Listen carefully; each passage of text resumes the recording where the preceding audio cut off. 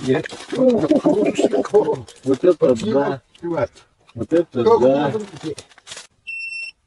Кило 170.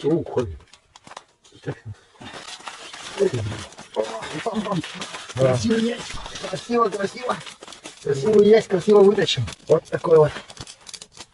Есть попался. Большой ящик. Нет, тут. Старый бог, что не кулет.